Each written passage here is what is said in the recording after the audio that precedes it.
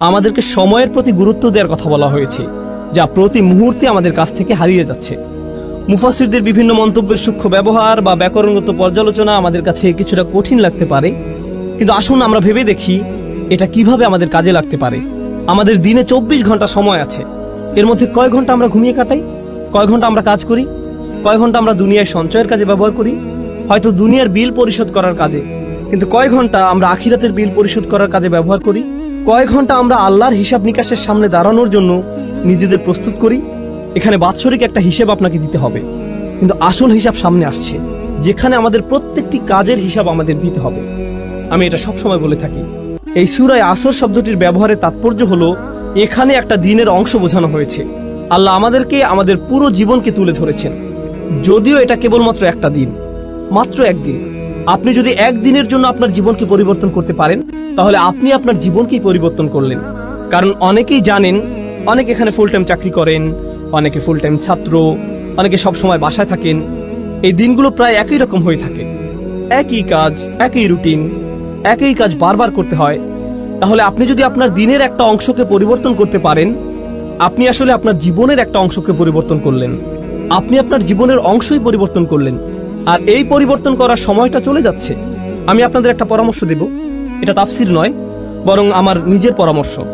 তা হলো, রমজানে আমরা আমাদের পরিবর্তন করি, আমরা ঈদের সময় বিভিন্ন পরিবর্তন আনি, আমরা বিশেষ কোনো অনুষ্ঠানে আমরা আমাদের নিত্যকার রুটিনের পরিবর্তন আনি, হয়তো পরিবারের কোনো সদস্যদের মৃত্যুতে, হয়তো সন্তান জন্মের উপলক্ষে, ইত্যাদি কারণে আমরা এই পরিবর্তনগুলো আনি। এরপরে আমরা আবার আমাদের রুটিনে ফিরে যাই, কারণ আমাদের কোনো তাড়াহুড়া কাজ করে না। আপনি দেখবেন, আপনি কখনো বলবেন না, আমি আগে ঠিক 9টায় কাজে যেতাম, আমি এভাবে কিছুদিন গিয়েছি, কিন্তু এখন আমি কিছুটা অলস হয়ে পড়েছি, এখন আমি 10টায় বা 11টায় যাই। আপনি এমন বলবেন না, কারণ আপনি জানেন যে আপনি তাহলে বরখাস্ত হবেন।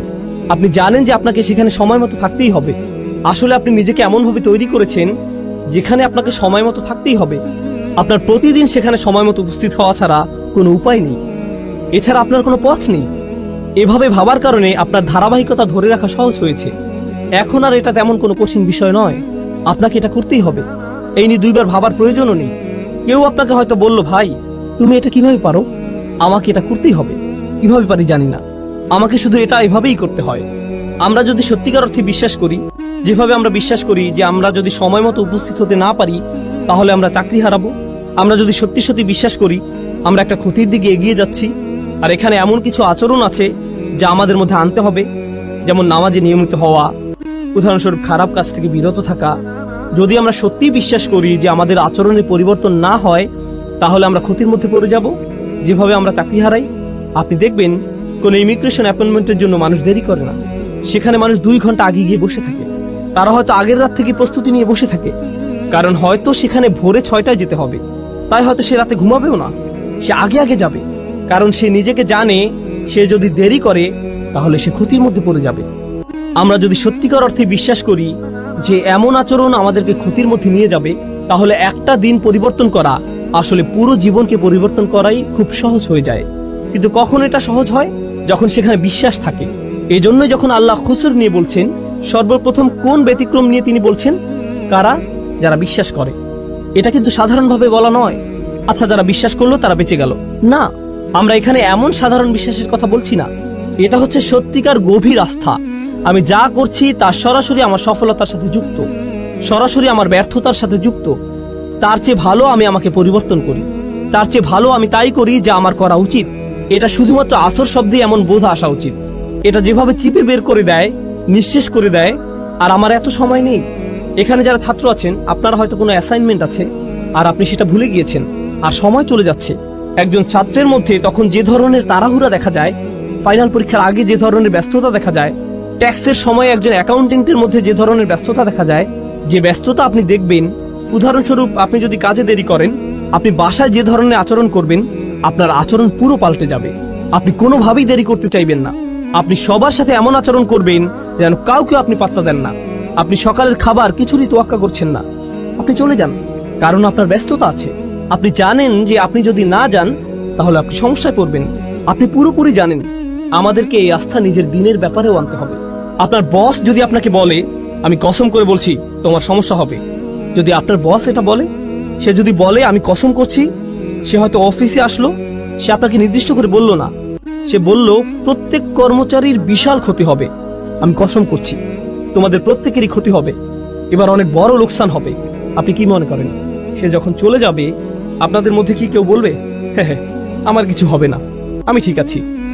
না, সে নির্দিষ্ট করে কিছু বলেনি। সে বলেনি কিছু কর্মচারীর ক্ষতি হবে, সে বলেনি ওই যে তার ক্ষতি হবে। তিনি বলেছেন প্রত্যেকেরই ক্ষতি হবে, আপনাদের সবার ক্ষতি হবে।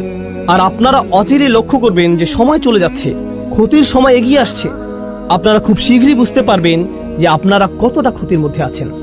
এখন যখন আপনি এটা শুনবেন, এই দুনিয়ায় আপনার জন্য একটা ব্যস্ততা কাজ করবে। আপনার মনে হবে, ও আল্লাহ, আমার এখন কি করা উচিত? তিনি কি করতে চান? তিনি কেন রেগে আছেন? এমন কিছু কি আছে যা আমরা করছি না? এখন চিন্তা করুন, যখন আপনার একটা চাকরি থাকে, বলে রাখি আমি আপনাদের এই উদাহরণগুলো দিচ্ছি যাতে আপনারা এই সূরাটি আরো ভালোভাবে বুঝতে পারেন ইনশাআল্লাহ। মুসলিমের জীবনে এটা একটা গুরুত্ববহ সূরা।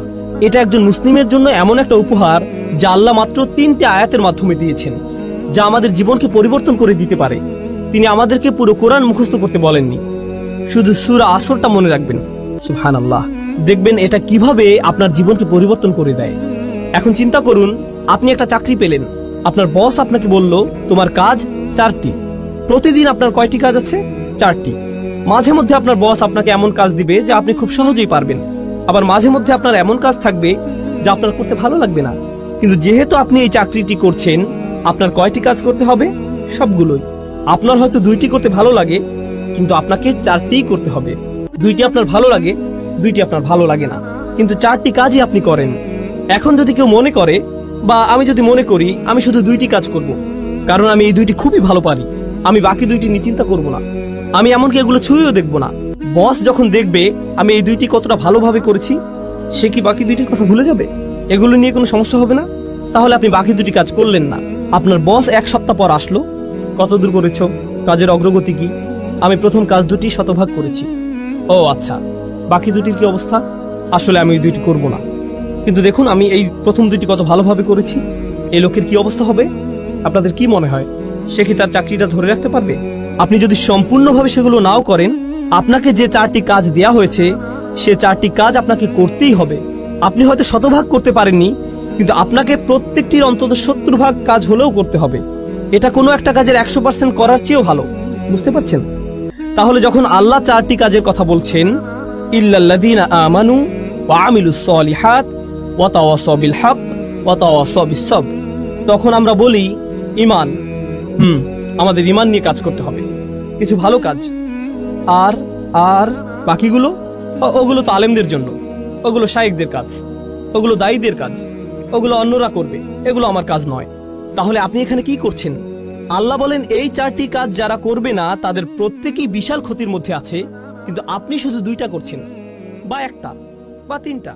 ব্যাপারটা এমনই, আপনি এর মধ্যে থেকে বাছাই করছেন যে আপনাকে ক্ষতির মধ্যে নিয়ে যাবে, এর কোনো ফলাফল পাবেন না।